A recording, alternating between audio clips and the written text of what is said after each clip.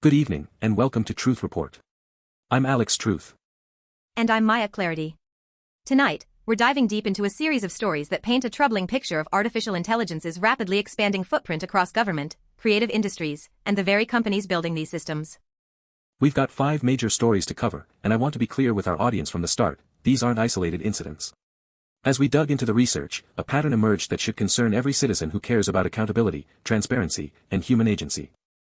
We're talking about the Trump administration planning to use AI to write federal regulations, the battle over AI-generated music playing out very differently in the US and China, Anthropic's fascinating philosophical stance on whether its AI might be conscious, OpenAI revealing how its coding agent actually works, and the Curl project abandoning bug bounties because AI-generated reports have become unbearable. 5 stories. 1 theme. The machines are being handed the keys, and we need to ask, who's driving, and where are we headed? Let's get into it. Our lead story tonight comes from ProPublica, and it's a bombshell. The Trump administration is actively planning to use artificial intelligence, specifically Google's Gemini, to write federal regulations. Not assist. Not suggest. Write. Let me be specific about what ProPublica uncovered. Transportation Secretary Sean Duffy has been particularly aggressive in pushing this initiative. We're talking about using AI to draft the actual regulatory language that governs everything from airline safety to trucking standards to pipeline operations. And here's where it gets concerning, Alex. Federal regulations aren't suggestions. They carry the force of law. When the Department of Transportation issues a regulation about how many hours a truck driver can operate, that's enforceable. Companies can be fined. People can go to prison for violations. These are the rules that keep our planes in the air and our highways safe. The administration's argument, according to the reporting, is efficiency. They claim AI can process vast amounts of existing regulatory text, identify redundancies, and draft new rules faster than human lawyers and policy experts. On the surface, that sounds reasonable. But dig deeper and the problems multiply. First, there's the question of accountability. When a federal regulation causes harm, and they sometimes do, there's a chain of responsibility. Lawyers drafted it. Experts reviewed it. Political appointees approved it. A secretary signed it. With AI in the loop, that chain gets murky. If Gemini drafts a trucking regulation that leads to accidents, who's responsible? Google. The Transportation Department. The prompt engineer who asked Gemini to write it. ProPublica's reporting suggests the administration hasn't fully grappled with these questions. They're moving forward anyway. Second, there's the issue of democratic input. The regulatory process, for all its flaws, includes public comment periods. Citizens, businesses, and advocacy groups can weigh in. They can point out problems. They can suggest changes. But if the initial draft comes from an AI system that processed millions of documents in ways no human can fully audit, how do you meaningfully comment on it? You're essentially asking the public to critique a black box. And here's what really concerns me, Gemini, like all large language models, doesn't understand the regulations it's writing. It's pattern matching based on training data. It doesn't know that a particular trucking regulation was the result of a fatal accident in 1987. It doesn't understand the blood and tears behind these rules. The administration counters that human experts will review everything. But we've seen this movie before, Alex. When institutions start relying on AI outputs, human oversight becomes rubber stamping. Studies have shown that humans tend to defer to algorithmic recommendations, especially under time pressure. And what is the federal bureaucracy if not perpetually under time pressure? There's also the question of Google's role here. Gemini is a commercial product. Google has interests in transportation policy, self-driving cars, logistics optimization, mapping services. Are we comfortable with a company that has skin in the regulatory game providing the tool that writes the regulations? ProPublica raised these conflict of interest concerns, and the administration's response was essentially that they're being careful. That's not reassuring. Being careful is what you say when you don't have a real answer. And this isn't happening in isolation. The administration has made deregulation a priority. If you want to eliminate rules quickly, AI is a tempting tool. You can process thousands of regulations, identify ones to target, and draft replacement language at machine speed. The question is whether the goal is better regulation or simply less regulation. The transportation sector is just the beginning. If this works, or even if it just appears to work, expect other agencies to follow. EPA regulations written by AI. FDA drug approval processes assisted by AI. The precedent being set here extends far beyond one department. Our second story takes us to a very different battlefield, the music industry. According to reporting from the South China Morning Post, AI-generated music is exploding globally, but the United States and China are taking dramatically different approaches to regulating it. The piece opens with a striking image, a band called the Velvet Sundown, dressed like 1970s rock stars, looking for all the world like a real group. Millions of listeners. Authentic aesthetic. One catch, they don't exist. Every member, every note, every chord progression is generated by artificial intelligence. Platforms like Suno and Udio in the US, and Murica in China, are enabling anyone to create professional-sounding music with simple text prompts. You type upbeat country song about heartbreak and minutes later you have a track that could pass for Nashville output. The technology has improved dramatically in just the past 18 months. The implications for working musicians are staggering. The South China Morning Post reports that some industry estimates suggest AI could be generating a significant percentage of new music uploaded to streaming platforms within just a few years. That's not augmenting human creativity, that's displacing it. But here's where the US-China comparison gets interesting. In the United States, the approach has been largely laissez-faire. Copyright law hasn't been updated to address AI-generated content comprehensively. The Copyright Office has issued some guidance suggesting purely AI-generated works may not be copyrightable, but enforcement is murky and litigation is ongoing. The music industry is fighting back with lawsuits. Major labels have sued Suno and Udio, alleging they trained on copyrighted music without permission.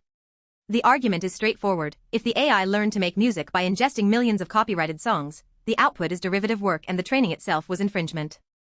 China, according to the South China Morning Post, is taking a more proactive regulatory approach. Beijing has been issuing guidelines on AI-generated content across multiple sectors, including music. The focus there is less on copyright in the Western sense and more on control, ensuring AI content is labeled, traceable, and doesn't spread what the government considers harmful information. It's a fascinating contrast. The US approach prioritizes market dynamics, let the technology develop, let the lawsuits sort out the rights. The Chinese approach prioritizes state control, the technology develops under guidance, with clear rules about what's permissible. Neither approach fully protects working musicians, though. In the US, they're left to fight expensive legal battles against well-funded tech companies. In China, they're subject to whatever the government decides serves its interests. The artists themselves have limited agency in either system. And there's a deeper question the South China Morning Post piece raises: what does music mean when it can be generated on demand? Part of what makes a song powerful is knowing a human being felt something and translated that feeling into sound. When the feeling is simulated by pattern-matching algorithms, what's left? The industry's response has been defensive. We're seeing more emphasis on live performance, on authenticity, on the irreplaceable human element. But that's a rearguard action. The technology isn't going to stop improving. The question is whether society values human creative labor enough to protect it.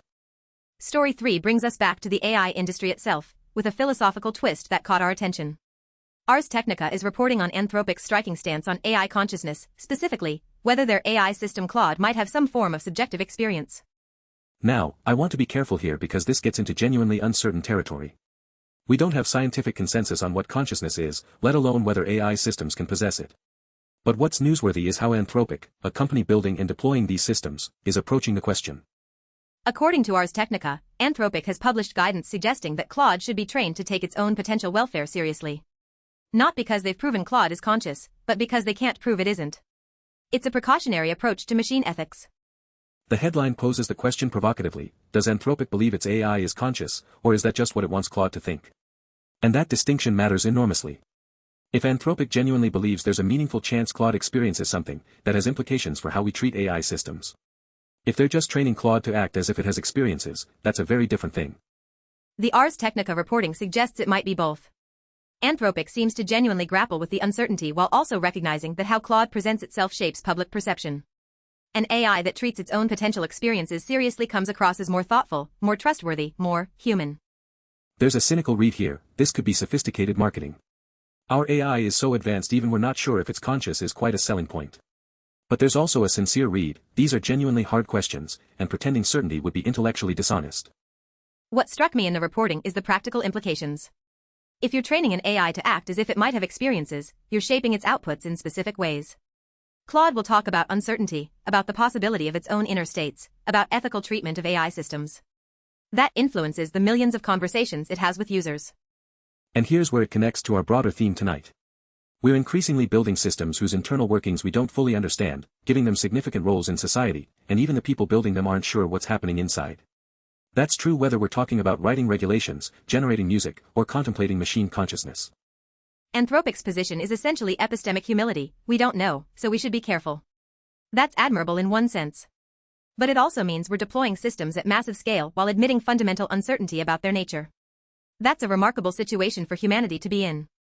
Our fourth story provides a useful counterpoint. some genuine transparency from OpenAI about how their AI coding agent actually works.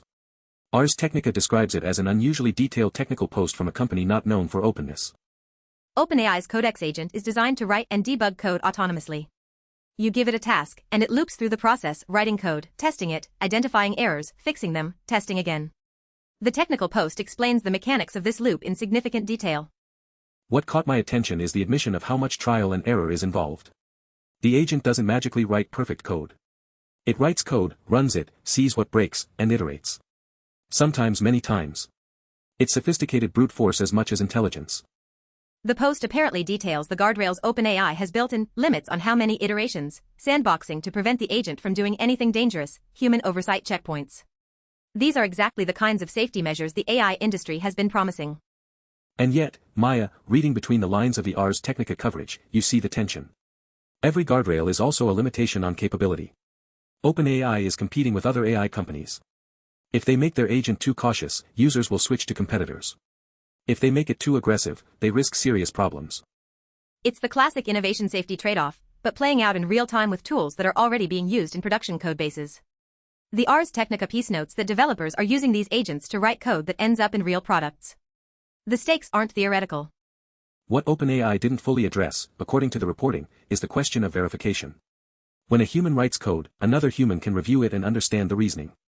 When an AI agent writes code through opaque iteration, reviewing the output is harder. You can see what it did, but not always why. This connects to our regulation story. In both cases, we're dealing with AI outputs that technically work but resist full human understanding. A regulation that passes legal muster. Code that compiles and runs. But the reasoning behind both is locked in systems we can't fully audit. Our fifth and final story brings us to the ground level: what happens when AI tools meet real-world security research. The curl project, according to Ars Technica, has scrapped its bug bounty program because AI-generated vulnerability reports have made it unbearable. For viewers unfamiliar with curl, it's a fundamental piece of internet infrastructure. It's the command line tool and library that countless applications use to transfer data. It's been around since 1998. When you browse the web, check your email, or use almost any modern software, there's a good chance curl is involved somewhere. The project has maintained a bug bounty program, offering rewards to security researchers who find and responsibly report vulnerabilities. This is standard practice in open-source software. It harnesses the security community's expertise to find problems before malicious actors do. But according to the Ars Technica reporting, the program has been overwhelmed by AI-generated reports. People are using large language models to scan code and generate vulnerability reports, then submitting them en masse hoping some are valid. The result is a flood of what the maintainers call AI slop. The curl maintainer, Daniel Stenberg, is quoted describing the mental toll. The reports look superficially professional. They use correct terminology. They reference real functions and file names. But when you actually dig in, they describe vulnerabilities that don't exist, reference code that wouldn't compile, or misunderstand fundamental aspects of how the software works. Stenberg's phrase about intact mental health is revealing. Open-source maintainers are often volunteers or small teams. They don't have the resources to process hundreds of AI-generated reports to find the handful that might be legitimate. The noise is drowning out the signal. And here's the bitter irony: the AI tools being used to generate these bogus reports are themselves often built on open-source code. The same community that builds and maintains software like curl is now being harassed by AI systems trained, in part, on their own work. This is AI as friction, not enhancing human capability but degrading it. The bug bounty program was a positive-sum system. Researchers got rewards, the project got better security, users got safer software. AI flooding has turned it negative-sum. Everyone loses. The curl team's response is to shut down the bounty program, at least temporarily. That's not a solution, it's a surrender. But what else can they do? The incentive structures around AI make generating thousands of low-quality reports essentially free for the people doing it. And this is happening across the internet, Alex. Content moderation teams at social platforms. Customer service departments. Academic journals dealing with AI-generated paper submissions. The pattern is the same: AI makes producing content so cheap that human reviewers can't keep up. Which brings us to our synthesis. 5 stories. What's the thread? The thread is displacement. In every story we covered tonight, AI is displacing human judgment, human creativity, human expertise. Not always maliciously. Often with stated good intentions. But the pattern is consistent. In the regulatory space, AI is being positioned to displace the lawyers, policy experts, and political appointees who currently write rules. The efficiency argument masks a fundamental transfer of authority from accountable humans to opaque algorithms. In the music industry, AI is displacing working musicians who have spent years honing their craft. The technology isn't just a tool for human creators, it's a replacement for them.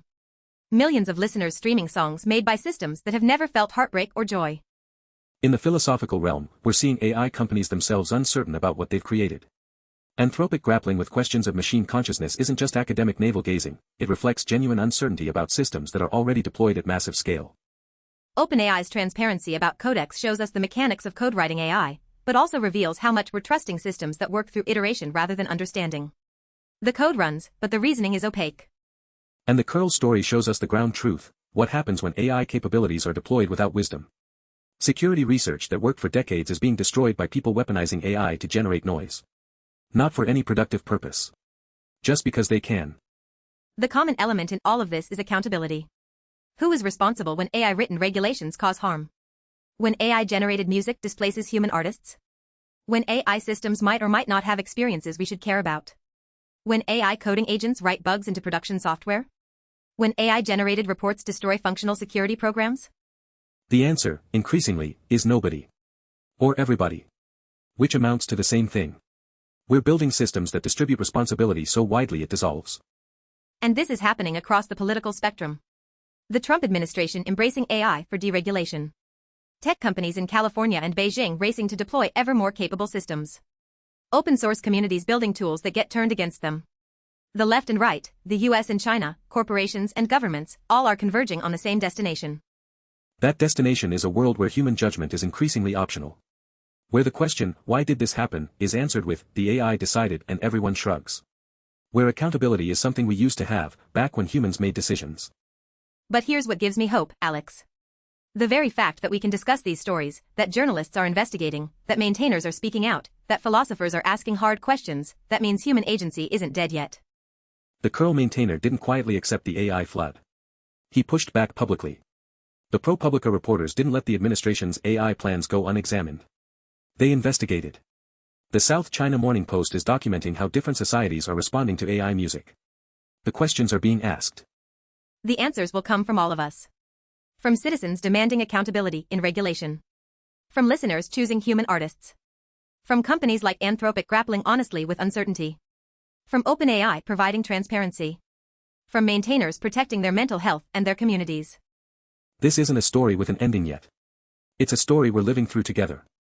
And the choices we make now, as voters, as consumers, as creators, as citizens, will determine what the ending looks like. The machines are not in charge yet. The question is whether we'll let them be. For Truth Report, I'm Alex Truth. And I'm Maya Clarity. We'll keep investigating. We'll keep asking questions. And we'll keep telling you what we find. Because in a world where AI can generate infinite content, human judgment matters more than ever. Not less. Stay informed. Stay skeptical. Stay human. Good night.